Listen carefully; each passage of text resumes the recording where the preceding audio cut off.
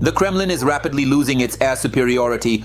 The Russian army has virtually run out of air-launched missiles. I don't even know if I should say this or not, but go ahead and tell it. The main intelligence directorate of the Ukrainian Ministry of Defense has published information that Russian enterprises involved in the production of Kh-59 and Kh-69 missiles are facing serious difficulties due to the sanctions imposed on Russia. In particular, 50 out of 116 companies are unable to deliver products for the production of these missiles on time. Thousands of electronic components which are meant to improve lives and foster development are being turned by the aggressors into tools for killing. Their weapons depend on foreign components.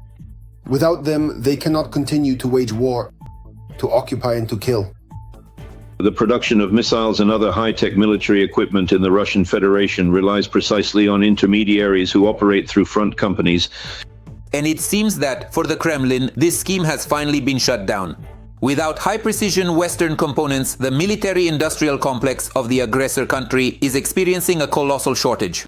Thus, the occupiers have effectively lost all their stockpiles of medium-range air-launched missiles. The Russian defense industry depends on Western technologies. This concerns not only components used during the assembly of key parts, but primarily in the manufacturing process itself. The Russian defense sector is dependent in the area of computer numerical control, or CNC technology, which is crucial.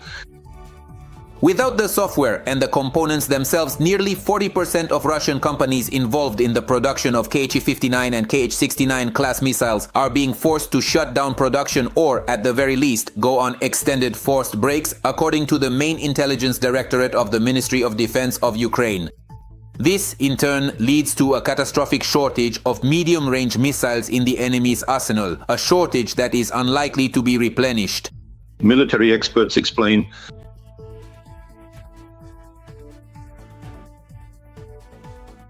the current situation at this very moment as it currently stands. At first, the Kremlin wanted to replace Western components with Chinese ones. Fortunately, Putin is still maintaining a friendship with China. However, friendship is one thing, but business is business. Chinese companies are unwilling to risk falling under another round of Western and especially American sanctions. And they refuse to supply Russia en masse with the goods necessary for its military-industrial complex. It's no coincidence that there's a redirection, a reorientation toward the Chinese market.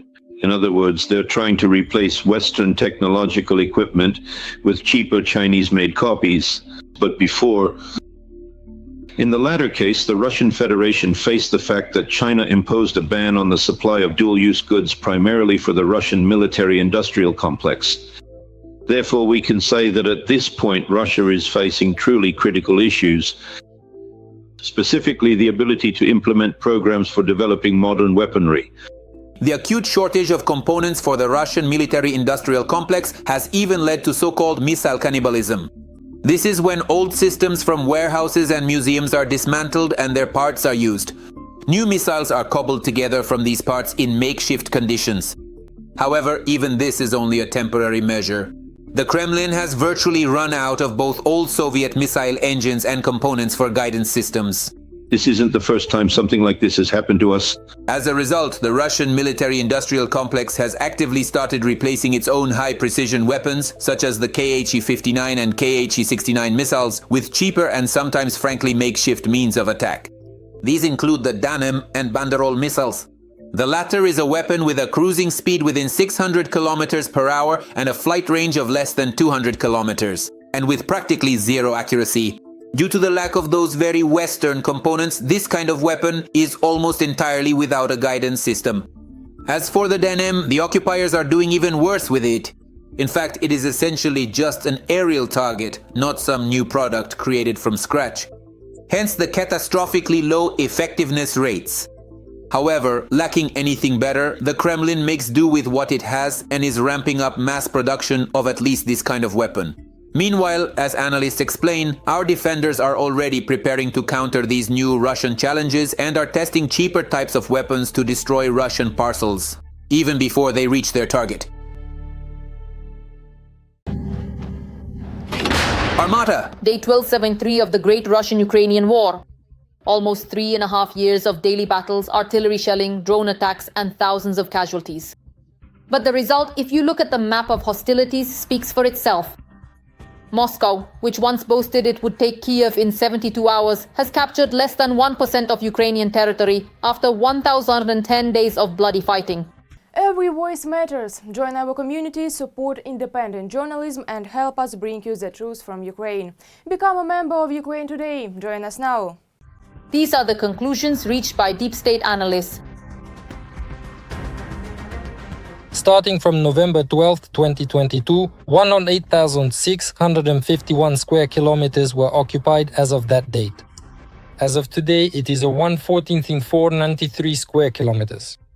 The enemy has occupied 5,142 square kilometers of Ukrainian territory. This amounts to 0.96% of the total area of the Ukrainian state within its internationally recognized borders. That's the figure. The Russians did indeed achieve significant operational successes. But that was during the first week of the invasion, when Ukraine was physically unprepared to face what was once considered the world's second strongest army, which was advancing simultaneously in all directions. In those days, the enemy managed to capture Kherson, Mariupol, and parts of the Kyiv, Chernihiv, and Sumy regions. Everyone realized that they needed to start digging in right away.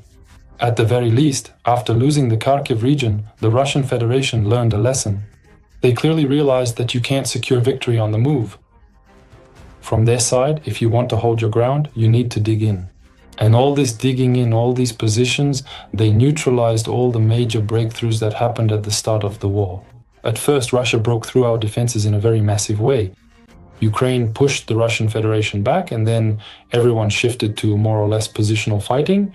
Foxholes, trenches, forests, tree lines. And that's how the fighting is conducted now. But the subsequent counter-offensives by the AFU pushed the occupiers back by dozens of kilometers, turning the tide of the war. Since November 12, 2022, the front has stabilized. Russia is now continuing its offensive attempts, but not on such a large scale. Frag storms positions in the SU, hoping to grab at least a little Ukrainian land. Bakhmut, Avdiivka, Kupensk, Chasov Yar, Rabotino. Thousands of attempts to storm the trenches, but progress is minimal. Sometimes 300, sometimes 500 meters.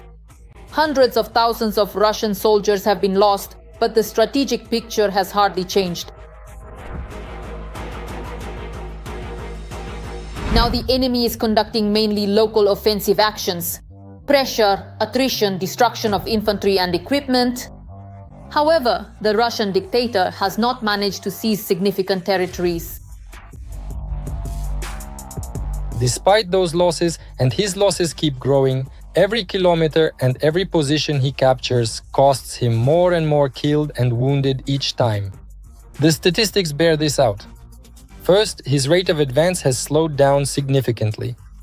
Second, the level of losses is extremely high, yet they persistently try to achieve the goals they have set for themselves.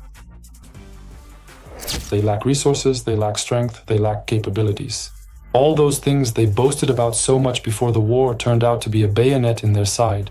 Why has there been a purge of generals in the Russian Federation? It's revenge. Directly from the dictator Putin to all the military generals who for many years convinced him that our weapons have no equal, that everything is prepared, everything is great. But as it turned out of this multi-million strong army, only 170,000 people were ready at the very start of the war. At the very beginning of the war, they were ready to fight. That's it, all the rest were not ready. There was no proper communication, no equipment, no sufficient ammunition, none of that was there. Everything was sold off, everything was stolen, and now this is a huge act of revenge, this massive punitive machine that is punishing the general for this deception. Once again, it shows that the Russian military machine, by and large, is just a puff of smoke. Yes, there are people, yes, there are determined allies like Iran and North Korea. But the Russian Federation itself cannot cope with Ukraine. Ukraine is already definitely the winner in this war. Even under conditions of shell shortages and the aggressor country's superiority in manpower and aviation, Ukrainian defense remains resilient. And the successes of the Russians are far less than what Kremlin propagandists claim. Their soldiers are being destroyed on the front lines by the tens of thousands. Equipment burns on the battlefields, and the aggressor army's objectives are being shattered under the blows of the Ukrainian army.